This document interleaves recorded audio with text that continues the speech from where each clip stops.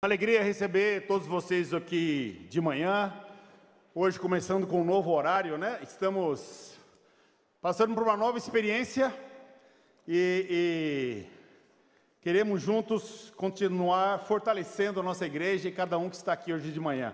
Muito obrigado, você que está aqui, nossos amigos que estão aqui atendendo o nosso convite para conhecer mais da Palavra de Deus. Então, eu quero explicar como que vai funcionar um pouco antes de nós continuarmos, né? Então, nós vamos ter o nosso culto das 10 ao meio-dia, dividido em duas partes. A primeira parte vai ser uma aula com foco em edificação. Nós queremos edificar a igreja, edificar você que é membro da igreja. Então, nós vamos começar um ensino hoje que vai ter uma continuidade. Então, não vai começar e terminar. Ele vai começar e vai andando ao longo os assuntos que nós vamos, talvez leve 2, 3 domingos, 4, depende do assunto, tá bom? E aí depois disso nós vamos tomar a ceia juntos, e aí vamos ter um convívio juntos, um intervalo, para a gente desfrutar dos relacionamentos, e aí voltamos para a segunda parte do culto, onde na primeira parte nós vamos ter oferta, na segunda nós vamos ter a ceia na primeira e a oferta na segunda parte, junto com uma pregação mais voltada para a gente colocar o Evangelho em prática na nossa vida e também para os nossos amigos. E aí queremos terminar ao meio-dia, tá bom? Então, e também nós vamos ter na primeira parte um momento novo na igreja. Nós vamos começar agora a tirar um tempo para orarmos juntos. Tempo para orarmos juntos, ou tempo para a gente orar individualmente, tempo para nós orarmos em duplas. Cada domingo nós queremos fazer uma dinâmica diferente, para que a igreja, nossa igreja, a igreja do Senhor Jesus Cristo, como a gente vai ver hoje aqui, uma igreja que gosta de orar, que está perto de Deus sempre, né? E aproveitar também os convívios mais profundos para a gente poder falar dos assuntos que nós vamos iniciar hoje. Também lembrar os líderes de igreja em casa que domingo que vem nós vamos ter um treinamento, das 13 às 14 horas, tá bom? Vai ser um treinamento pontual. Vai durar somente 1 hora, então você que lidera uma igreja em casa, você e sua esposa, então se prepare e venha para que a gente possa ter esse treinamento por 1 hora, vai ser uma vez por mês até o final do ano. E o meu último pedido de todos nós, quero encorajar você como discípulo dessa igreja, membro dela, a orar mais, a colocar a oração mais nas suas reuniões, colocar a oração mais nos seus tempos com os irmãos, colocar a oração mais durante as refeições. Eu quero encorajar muito a igreja mesmo, a cada um de nós orarmos cada vez mais. Tá bom? Então era isso. Muito obrigado pela sua presença. Então vamos começar hoje nossa primeira aula de edificação. O título dela é Identidade. Identidade. Vamos orar juntos. Senhor, muito obrigado por nós estarmos aqui hoje de manhã, orando juntos, podendo pensar no Senhor, meditar na grandeza, na profundidade, na alegria que nós vamos ter agora de ler a sua palavra, Pai. Obrigado pelos meus irmãos que estão aqui, nossos amigos que estão aqui, que a gente possa ter um culto dinâmico, um culto profundo, um culto de alegria e de adoração ao Senhor, porque estamos aqui exatamente para isso.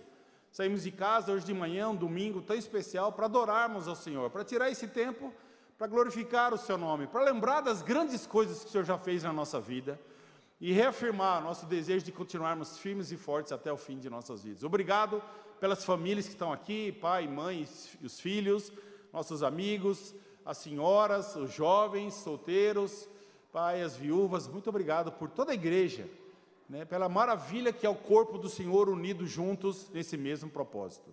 Muito obrigado, te agradecemos e oramos em nome de Jesus Cristo. Amém. Por favor, abra sua carteira e pegue seu documento, RG, ou carteira de motorista. Você achou que era para abrir a Bíblia. A segunda coisa é abrir a Bíblia, mas primeiro abre sua carteira. E eu não vou pedir seu dinheiro, eu vou pedir seu documento.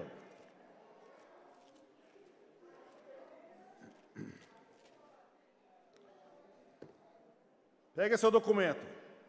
Agora nós vamos fazer um exercício. Todo mundo está com o documento na mão aí? Beleza. Agora você troca com a pessoa do seu lado.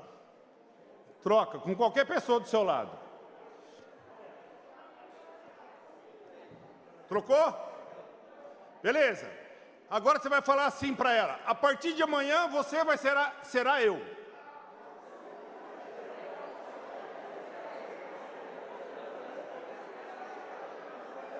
Não, peraí, vocês não ouviram, não acabei. Significa que amanhã ele vai acordar na sua casa, que ele vai tomar o seu café, que ele vai no seu trabalho. Só isso, nada de intimidade com a sua esposa, tá bom? É só para por aí, tá bom? Então, a partir de amanhã você é uma nova pessoa, né? E lembra, você vai ter que dar a seu RG e também a carteirinha do ônibus, que agora tem RG também, né? O CPF. E a partir de amanhã cedo, quando você acordar, você não é mais você. Você é outra pessoa. Quem topa fazer isso por uma semana? Quem que é o louco aqui que quer fazer isso? Tem que ser louco para fazer isso. Tem algum louco aqui? Ninguém... Engraçado, né? Ninguém quer ser outra pessoa. Você quer ser outra pessoa? Você quer ter outro RG? Você quer ter outra mulher? Outros filhos? Outra casa? Ninguém quer, né? Então tá bom. Então devolve o documento para a pessoa. Já que você não quer ser essa pessoa mesmo, né? Fala, ó, amo muito você, mas eu não quero ser você. Pode falar para ela, assim, com o maior respeito e amor, né? Você é legal, você é muito bacana, eu gosto de você, você é meu amigão, ó, amigão aqui de peito, mas eu não quero ser você. Você imagina chegando no seu trabalho amanhã cedo e todo mundo de RG trocado? Que loucura que ia ser. Por que que a gente não quer trocar o nosso documento? Sabe por quê? A gente gosta de quem nós somos, não é verdade? Quem aqui gosta de quem você é? Não, eu sou eu, não quero ser mais ninguém, né? Nunca quis ser outra pessoa. Não, na verdade eu já quis ser. Quando eu tinha 14 anos eu queria ser o Elvis Presley. Meu sonho. You never close your eyes. Ó, até, né?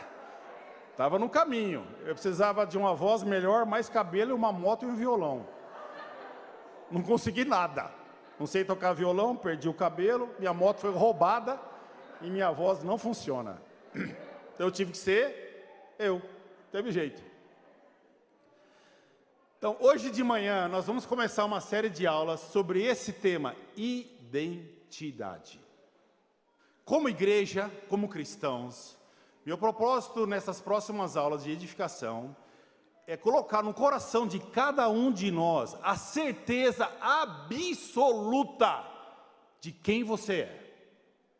E quando você tiver essa certeza absoluta, isso vai influenciar em quem você é e como você vive, como você se relaciona com Deus e com esse mundo. Então, nosso propósito é isso, é crescer e reconhecer a nossa identidade espiritual. Então, como que nós vamos começar hoje? Então, primeira coisa, para a gente encontrar nossa identidade em Cristo, eu quero começar, a primeira coisa a fazer com vocês, eu quero lembrar quem é que nós não somos. Essa é a primeira parte da aula. Quem eu não sou mais, né? Quem eu não sou mais. Isso é muito importante, porque se nós temos a certeza clara e absoluta de quem eu não sou, vai ser muito mais estimulante, encorajador a gente descobrir quem eu sou. Eu quero descobrir quem eu sou em Cristo. Eu já sei quem eu sou como pessoa, né? Agora eu quero descobrir quem eu sou em Cristo, né? Então, número 1, quem que eu não sou mais? Isso aqui é dirigido para você que é membro dessa igreja, que é um cristão, tá bom? Quem que eu deixei de ser? Quem que eu fui anteriormente, antes de conhecer Jesus? Abra sua Bíblia em Efésios capítulo 2, versículo 1. E vamos nos deliciar com a palavra de Deus, alimentar nosso coração e nosso espírito com o ensinamento daquele que é o Senhor de tudo e de todos. Efésios capítulo 2, versículo 1. Até o versículo 3 diz: vocês estavam mortos em suas transgressões e pecados, nos quais costumavam viver quando seguiam a presente ordem desse mundo e o príncipe do poder do ar, o espírito que agora está atuando nos que vivem na desobediência. Anteriormente, todos nós também vivíamos entre eles, satisfazendo as vontades da nossa carne, seguindo os seus desejos e pensamentos, como os outros éramos por natureza merecedores da ira de Deus. Então Paulo está falando com a igreja, para nós, irmãos, quem nós éramos. Por favor, lembra disso. Quem nós éramos. A gente eram pessoas, nós éramos mortos, segundo a Bíblia. Versículo 1, vocês estavam mortos, né? Sem esperança, seguindo um príncipe que atua nos que vivem na desobediência, né? Então a Bíblia fala, vocês estavam, vocês costumavam, vocês seguiam, vocês anteriormente viviam assim, vivíamos assim, éramos assim. Então isso é o passado, que nós não somos mais. Então, quando a gente para reavaliar, é isso. É bom a gente voltar aqui nesse início, tempos anteriores, e lembrar de onde que eu vim. Quem eu sou. Como que eu era antes de conhecer Cristo? O que eu pensava antes de conhecer Jesus Cristo? É importante a gente lembrar quem nós éramos. O que você pensava, o que você fazia, onde você ia. Então você que é membro dessa igreja, então fecha seu olho e por um minuto, pensa quem você foi antes de ser um cristão e o que você fez com a sua vida. Por um minuto, fecha seus olhos e medita nisso.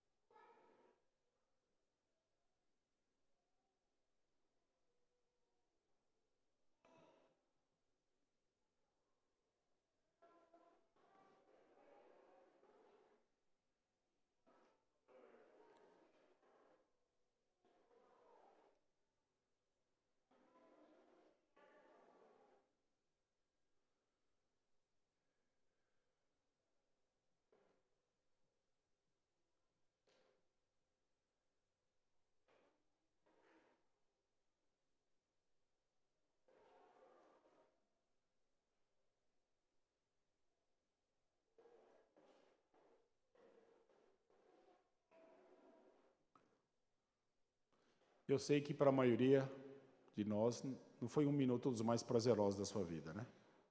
Quando a gente pensa quem nós éramos. Sabe, Paulo lembra aqui a igreja, e eu quero lembrar cada um de nós aqui, que cada um de nós estamos em Cristo. Mas antes a gente estava morto, como fala, sem vida, sem vida. A gente vivia na desobediência, buscando apenas os prazeres e a vontade da carne, como fala aqui nas Escrituras, seguindo os desejos e os pensamentos, como a gente lê aqui nas Escrituras. Antes, você e eu, a gente só tinha um olhar para nós, um olhar para si mesmo, vivendo no mundo, nesse mundo que não se cansa nunca de buscar com muita energia satisfazer suas próprias vontades, seguir seus próprios desejos, seguir seus próprios ensinamentos e pensamentos. No versículo 3 ele fala, o que você que é cristão hoje, merecia, e eu? Está no versículo 3. Por natureza, merecedores do quê? Da ira de Deus. Esse era quem cada um de nós fomos. Versículo 11 do capítulo 2, Paulo continua, lembrando a igreja, capítulo 2, versículo 11. Portanto, lembre-se de que anteriormente vocês eram gentios por nascimento, e chamados em circuncisão pelos que se chamam circuncisão feita no corpo, por mãos humanas, e que naquela época vocês estavam sem Cristo, separados da comunidade de Israel, sendo estrangeiros quando as alianças da promessa, sem esperança e sem Deus no mundo. Sem esperança e sem Deus no mundo. Nós falamos disso algumas semanas atrás, sobre isso. Quem éramos, quem somos e para onde nós vamos. Mas aqui Paulo está falando quem nós éramos. Anteriormente a nossa situação era muito ruim espiritualmente, que Paulo está dizendo. Sabe o que eu acho mais incrível nessa escritura, e talvez você possa se perceber, e eu também, e eu já percebi isso. Eu era um homem que vivia sem esperança, como fala a Bíblia, sem Deus, uma vida vazia, sem Cristo, separado de Deus, estrangeiro, sem esperança, sem Deus no mundo. Eu era assim. Hoje eu consigo enxergar como eu era. Mas olha que interessante, eu vivia assim sem saber que eu era assim. Antes de conhecer a palavra de Deus, se alguém chegasse para mim e falasse assim, você é um homem sem Deus, eu ia bater na pessoa. Que isso, meu, eu sou religioso, eu vou na igreja. Se alguém viesse para mim e falasse assim, ó Héctor, sua vida não tem esperança, eu falo, para com isso, cara. Eu tenho boa família, boa formação, estou estudando, me formei, como que minha vida não tem esperança? Não, olha, você não pertence ao povo de Deus. Que isso, cara, como você vai dizer isso para mim? Eu tenho sido testemunho como Deus tem sido bom para mim. Impressionante como eu vivia tão longe, mas pior que isso, tão enganado. Porque o problema não é só viver longe, o problema é você viver longe achando que está perto. É igual aquele homem ou aquela mulher que se apaixona pelo outro e acha que o outro está apaixonado por ele. Fica no achismo, né? Nossa, não. Eu falo com ela, ela sorri para mim. Bem, ela sorri para todo mundo, porque ela é simpática, né? Nossa, olha como ele é educado, gentil, abre a porta, puxa a cadeira. Mas é que ele é educado, ele puxa a cadeira, ele abre a porta para todo mundo. E a gente fica achando e está enganado. E é assim que Paulo fala que nós éramos. Né? A realidade que a gente vivia sem perceber era sem Cristo, separados de Deus, né? Sem esperança. Imagina, sem esperança. Sem esperança. Sabe, Paulo convida cada um de nós para refletir. Lembra, não esquece como era, né? O que você já experimentou, o que você sofreu, como você se feriu e feriu outras pessoas. Alguns de nós trazem marcas de divórcio antes de ser cristão. Alguns de nós têm marca de aborto. Alguns de nós têm profundas marcas de amargura que nós vivíamos no passado. De separação de famílias, de família que deixou de ser família. Alguns de nós trouxeram marcas de desonestidades profundas, mentiras, falta de caráter, verdades que se tornaram mentiras na nossa vida, amor que se tornou mágoa, amargura, amor que se tornou vingança. Alguns de nós, quando chegamos antes de conhecer a Cristo, alguns de nós cometemos coisas que a gente tem muita vergonha de falar para pessoas. Mas Paulo, ele não está querendo dizer aqui, ele não está querendo que você e eu e a igreja entrem em depressão. Ele está querendo dizer, perceba como sua vida mudou. Esse é o que está atrás das Escrituras. Olhe como minha vida mudou. Paulo está dizendo para a igreja, olha como vocês mudaram. Né? Porque nenhum de nós nunca deveria esquecer como nossa vida mudou. Nunca esquecer o que Deus já fez na nossa vida. Para a gente não cair no achismo e no comodismo e no cotidiano do dia em dia, ficar reclamando demais, entendeu? Perder a fé por qualquer coisinha, para não esquecer de todos os milagres que Deus já fez na nossa vida. E esse é o desafio do povo de Deus, de não perder a fé, de não perder a memória, de não esquecer o que Deus já fez na nossa vida. Porque quando a gente esquece, a nossa oração vira uma oração sem fé. A nossa atitude no mundo vira uma vida sem poder. E a gente começa, a nossa oração mostra que Deus está longe, apesar de Deus estar perto. E a gente esquece quem nós somos. Um exemplo prático é como alguns de nós, quando vai orar, ora sim, e a gente vai falar muito mais sobre isso. Senhor, pedimos licença para entrar na sua presença. Meu, isso não existe para um cristão. Cristão não entra na presença de Deus e sai. Deus não é banheiro. Você entra e sai. Entra. Não é quarto.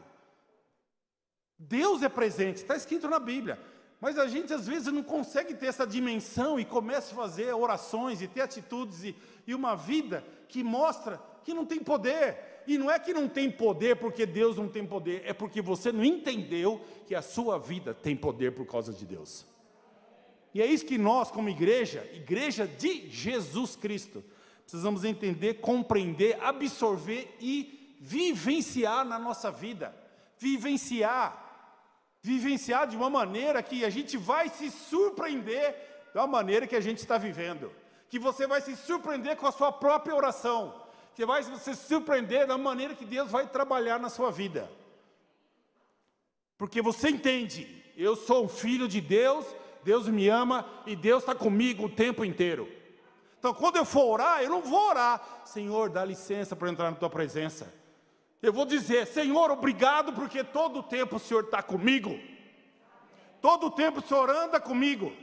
Mesmo às vezes quando eu falho, eu erro, eu piso na bola, o Senhor não é o Pai que fecha os olhos e se afasta. Deus, Ele fica juntinho, agarradinho, perto de você.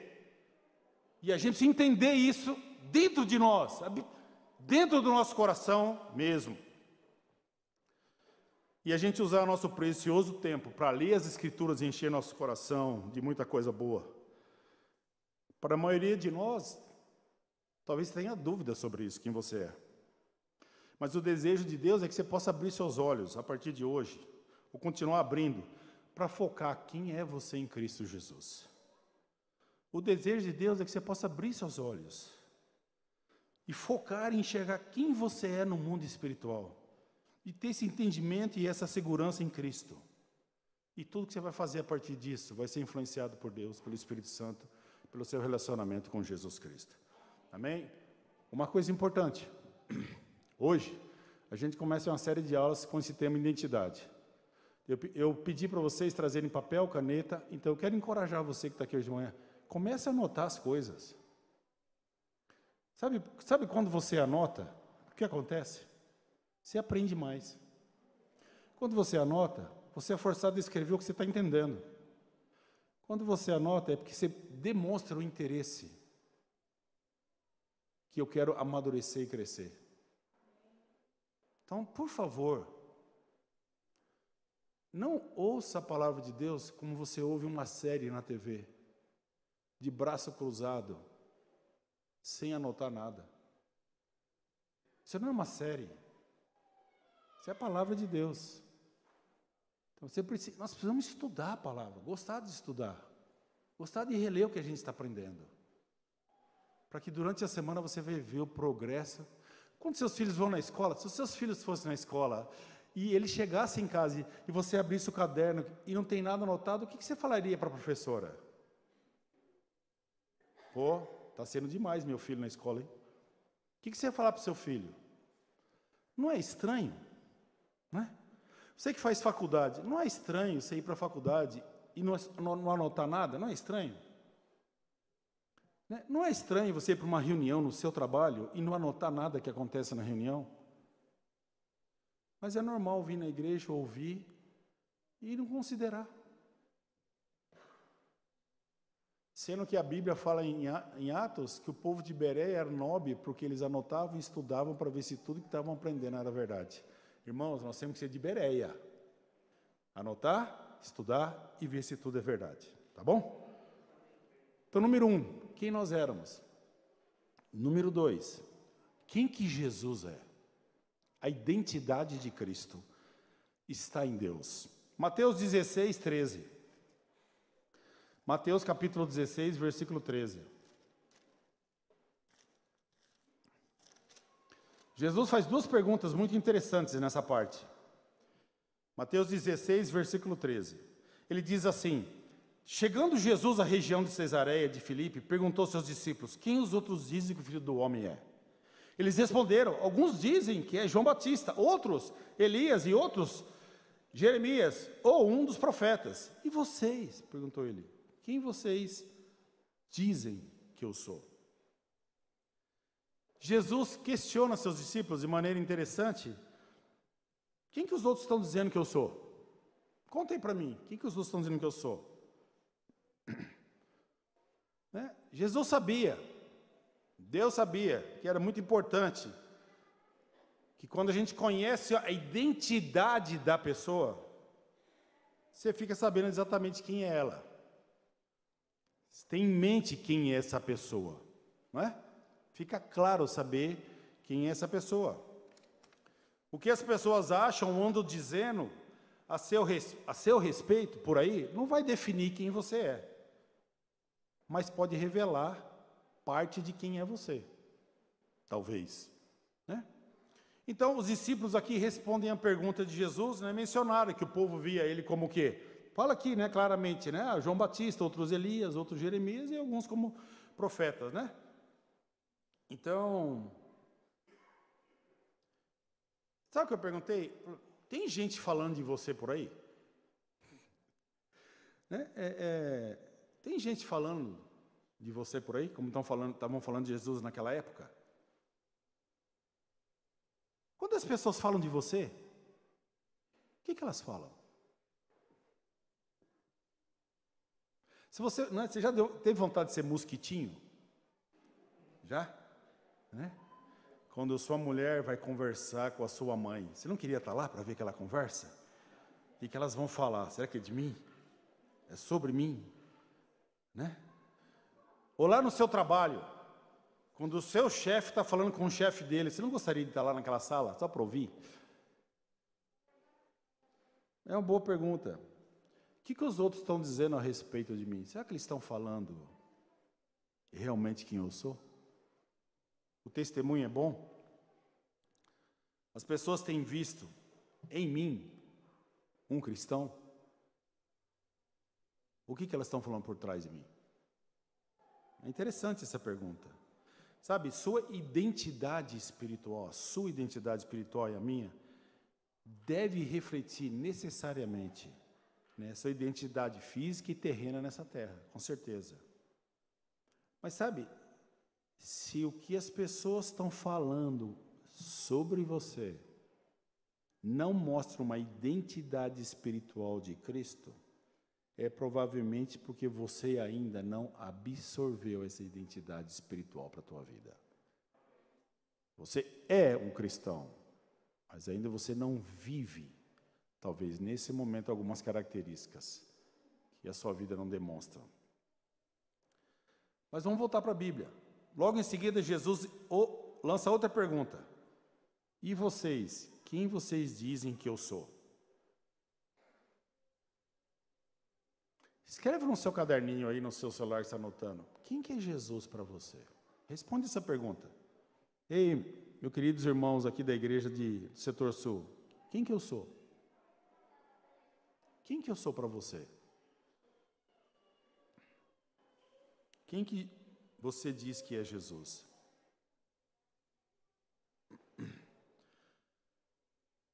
Sabe, Jesus, ele não está muito preocupado com o que os outros acham dele naquele momento.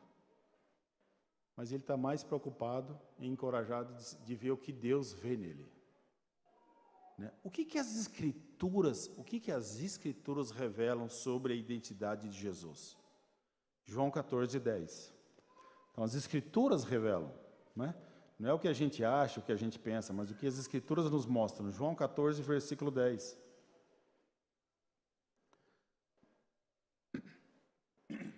João 14:10 fala assim: você não crê que eu estou no Pai e que o Pai está em mim?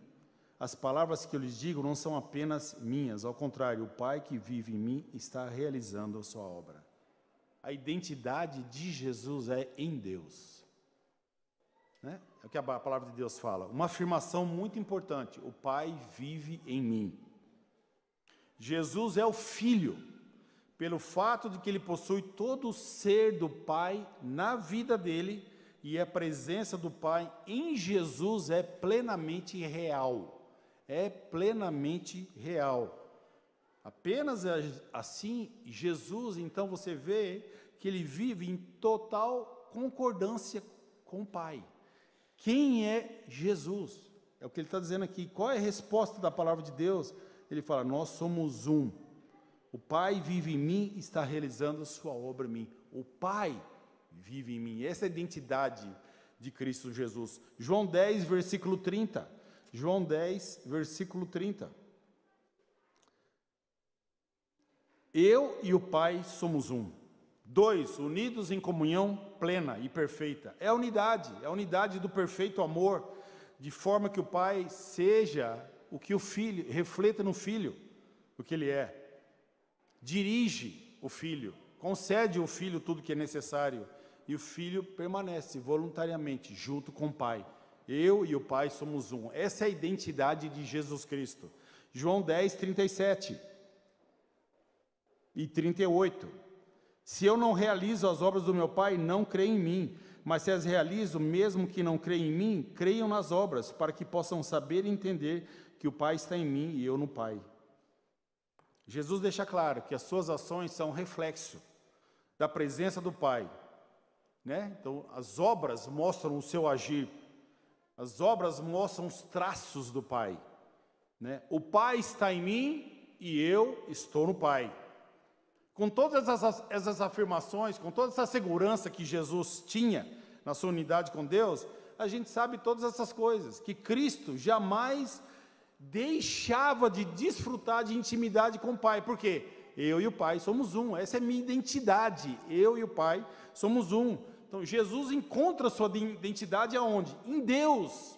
É em Deus que ele encontra a identidade. Então, Deus está em mim, nós somos um. Isso mostra, somos um. As minhas palavras não são minhas palavras, como ele fala aqui, são do Pai. Por que Jesus tanto orava? Porque ele pertencia ao Pai, ele era unido com o Pai, andava junto com o Pai. Jesus se identifica em Deus. Eu e ele somos um, eu e ele somos um. Quem aqui tem filho? Quem de nós que tem filho já não quis se vestir como seu filho? Pô, a mesma roupa. Pô, filho, vamos sair comprar a mesma camisa. Ou vamos comprar a mesma calça. Vou fazer o mesmo corte de cabelo. Sabe, quando eu tinha 17 anos, eu entrei na faculdade e eu tinha, difícil de acreditar, mas eu tinha um senhor de uma cabeleira enorme. Aí eu passei na faculdade e naquela época tinha que rapar o cabelo mesmo, né? Ou você rapa antes ou os caras vão rapar você lá. Eu rapei. Cheguei em casa todo feliz, cabecinha raspada, né? Depois de um ano de cursinho, passei no vestibular. Aí meu pai falou, ó, eu vou dar uma saída, já volto. Quando meu pai voltou, ele estava careca também. Voltou carequinha. Falei, que é isso, pai? Ele falou, estamos juntos, filho. Quantos de nós, como pai e mães, a gente não quer estar junto desse jeito, né? Às vezes careca, às vezes usando a mesma roupa, às vezes chorando junto, ou jogando junto, ou torcendo para o mesmo time, mesmo que seja um time que está meio derrubado. Eu não vou falar o nome aqui, né? Mas para não provocar meus amigos mais íntimos. Né? Mas a gente gosta, não gosta? Né? Eu, meu filho, por exemplo, a gente já foi assistir o jogo eu torço para o Santos, a gente já foi assistir um jogo do Santos, lá em São Bernardo. Foi o pior jogo que eu vi na minha vida. Gastei R$60 sentei numa arquibancada de cimento às 3 da tarde, você imagina. E o jogo foi assim, ó, pior coisa da minha vida que eu já vi. Mas eu estava junto com ele. Mas também a gente teve momentos bons. Nós fomos no Pacaembu assistir um jogo do Santos, quando o Neymar jogava, e a gente viu o Neymar fazer 6 gols no jogo, gente. Outro momento importante para nós, que eu não esqueço nunca. A gente gosta de criar intimidade com nossos filhos, não é verdade? Intimidade com nossa esposa, né? O que Jesus está dizendo aqui? Falou assim, eu sou assim com o Pai, nós somos um, né? Eu e ele somos uns. João 5, versículo 30. Essa é a identidade de Cristo. João 5, versículo 30. Por mim mesmo não posso fazer, eu julgo apenas conforme ouço, meu julgamento é justo, pois não procuro agradar a mim mesmo, mas aquele que me enviou. Por mim mesmo, eu não posso fazer nada, Jesus fala. Jesus declara que nossas vidas deveriam declarar diariamente, por mim mesmo, por mim mesmo, por mim mesmo, não posso fazer nada. Nada de bom. Nada que vem de Deus eu consigo por mim mesmo. Tudo tem que vir de Deus. Então você vê uma dependência nessa identidade de Jesus com Deus, muito forte. Né? Dependendo, mesmo sendo Deus, na sua natureza humana, Jesus buscava Deus. E vamos terminar ali nessa escritura hoje, Hebreus 5, versículo 7. A gente vai terminar aqui porque é o que a gente previu, e a semana que vem nós vamos continuar falando sobre esse assunto, identidade. Mas em Hebreus 5, versículo 7, eu quero trazer uma reflexão para vocês sobre a identidade de Jesus com Deus. O que essa identidade fez com Cristo? Aonde ele foi por ter essa identidade com o Pai? Hebreus capítulo 5, versículo 7. Durante seus dias de vida na terra, Jesus ofereceu orações e súplicas em alta voz e com lágrimas àqueles que o podia salvar da morte, sendo ouvido por causa da sua reverente submissão. Jesus, por ser homem, ficava cansado fisicamente. Você vê na Bíblia, ele tinha fome, ele tinha sede, ele ficava cansado. Espiritualmente, ele ficou cansado também. Jesus sabia que precisava de Deus. Ele sabia, né? Você jamais deve ter lido uma declaração como essa em nenhum livro de história no mundo. Você vai ver 2 versículos como esse. Nunca na sua vida. Um versículo, desculpa, versículo 7. Você nunca vai ver uma história dessa em lugar nenhum no mundo. Você jamais deve ter lido uma declaração desse nível que a Escritura mostra aqui. O que é isso? Um Senhor, um Cristo, oferecendo orações em súplicas e lágrimas. Nunca você vai ver na história alguém da relevância e importância de Cristo, Filho de Deus, fazendo isso por você. Nenhum livro vai te contar isso, nenhum filme foi criado sobre isso, porque não existe. O que movia essas orações, essa súplica e essas lágrimas? O que levou Jesus a essa constância? O que estava no seu coração para incansavelmente oferecer orações e súplicas a Deus, como fala? O que levou constantemente Jesus a suplicar e orar em lágrimas? Nós estamos falando, não é de um ser humano como você e eu, que passa por aflição, e a gente se tranca no quarto e ora em súplicas e lágrimas, para pedir que Deus nos ajude no momento de fraqueza e de dor. Não é. Nós estamos falando aqui de um Deus que se ajoelha, que ora, que derrama lágrimas e que suplica. Isso não existe. Um Deus que faz isso. Não tem isso na história, em lugar nenhum do mundo. Lugar nenhum. Então o que move? Quem que era esse homem?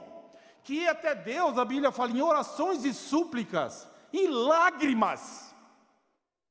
Em lágrimas. Ele não mediu esforços, sendo um homem para ser o quê? A Bíblia fala, um homem obediente. Obediente. Sendo ouvido por causa da sua reverente submissão. Jesus nunca mediu esforços, jamais, para se tornar obediente ao Pai. Por quê? Porque esse é o coração do Pai que tinha no Filho, o mesmo coração. Sabe, essa oração, sabe o que mostra? Mostra no Jesus assim. Como é que Deus pensa? Eu quero pensar como Deus. Como que Deus vê? Eu quero orar para ter a mesma visão de Deus. Como que Deus ama as pessoas? Eu quero orar em súplicas para amar como Deus ama as pessoas. Como que Deus ama a sua criação? Eu quero ser um homem, Jesus fala, que imita, que faz a mesma coisa que Ele, que ama de todo o coração. E no versículo 9, claramente, olha o que ele fala no versículo 8, embora sendo filho, ele aprendeu a obedecer. Ele aprendeu a obedecer por meio daquilo que sofreu. E uma vez aperfeiçoado, tornou-se fonte de salvação eterna para todos que lhe obedecem. No versículo 9, ele revela claramente o maior propósito da vida dele. O que queimava para ele? Orar, suplicar, derramar lágrimas. O que estava queimando para ele fazer isso? O Filho de Deus fazer isso. Ele queria ser fonte da salvação eterna. Essa súplica tem a ver com você e comigo. Essas lágrimas tem a ver com você e comigo. Essa oração tem tudo a ver com você e comigo. Isso aqui é para nós, para mim e para você. Essa é a identidade de Jesus. A identidade de Cristo. Ele fez isso por Ele mesmo? Não. Ele fez isso para Ele mesmo? Não. Ele fez isso para o seu próprio benefício, para ser reconhecido? De jeito nenhum. Ele fez isso para você que está sentado aqui e você que está sentado em casa. Para cada um de nós Ele fez isso. Para você que não está em casa, para você que nunca ligou para Deus, tá bom? Talvez você não tenha fé, talvez você nunca leu a Bíblia, talvez você não acredite em Deus, talvez você seja um ateu ou tenha outra crença em outras coisas. Essa oração, você não vai ver em lugar nenhum do mundo. Você não vai ver nenhuma religião criada por homens onde o Filho do Deus clama em lágrimas para ser uma fonte de salvação para aqueles que nem olham para Ele. Como foi seu passado e o meu passado. É para todos. E Jesus é fonte inesgotável, incansável, pura, perfeita e constante e diária. Jesus sabe a sua identidade. Então, hoje de manhã nós estudamos, número 1, quem nós éramos, e segundo, então a gente já lembra quem nós somos. Então, você pode meditar essa semana. Número 2, estuda quem é Jesus, a identidade dele. E número 3, nós vamos falar então quem que nós somos. Semana que vem a gente vai falar sobre esse ponto, continuando. Quem nós somos. Não é o que você acha que você é. Não é o que a igreja acha que você é. Não é o que o seu irmão acha que você é. Nós vamos ver a semana que vem o que a palavra diz. Não é que a palavra diz, não é que ela acha. Que a palavra afirma quem é você. Quem é você? E a semana que vem volte mais entusiasmado que hoje, para você descobrir quem você é. E não é só descobrir, ou redescobrir, ou rememorar, mas é interiorizar tudo isso que a gente vai ler a semana que vem, de quem nós somos, por causa do quê? Das orações, das súplicas e das lágrimas, para aquele que podia salvar você e eu da morte. Só por Ele, por causa dele, que nós estamos aqui. Amém? Então, que a semana que vem, às 10 horas, a gente esteja aqui para a primeira parte, para que a gente possa, então, aprender, continuar aprendendo quem nós somos, o que a palavra nos diz. E olha, tem escritoras fantásticas na Bíblia que fala quem nós somos. E o que eu desejo de todo o meu coração, e minha oração tem sido, é que cada um de nós dessa igreja, cada um de nós, pegue essas escrituras, tudo que a gente está estudando, e você realmente viva isso. Você viva como você é, sua identidade. Como amanhã você vai acordar, você é você. Você vai para o seu emprego, para o seu trabalho, você vai beijar seus filhos, você vai beijar sua mulher, você vai pegar sua carteira e você vai fazer tudo, você. É assim que a gente tem que ver como Cristo. Com a segurança, com a certeza, com a fé e com a convicção. Quem nós somos nesse mundo espiritual, porque aí olhando para isso, nós podemos mudar esse mundo, porque nós sabemos quem nós somos nesse mundo, por causa de Jesus. Amém? Então vamos agora começar o nosso momento de oração na igreja. Então vamos todo mundo inclinar nossas cabeças. Você que está nos visitando, se você deseja, você pode fazê-lo também, se não, fique à vontade, por 2 minutos. Ore pensando em tudo que você ouviu, tudo. Medite, ore. E eu vou convidar, e a Sandra depois vai vir então, e ela vai orar para nós, para terminar esse momento. E aí nós vamos juntos nos levantar, louvar a Deus e vamos tomar a ceia juntos, lembrando de tudo que a gente ouviu aqui hoje, até agora. 2 minutos podemos orar.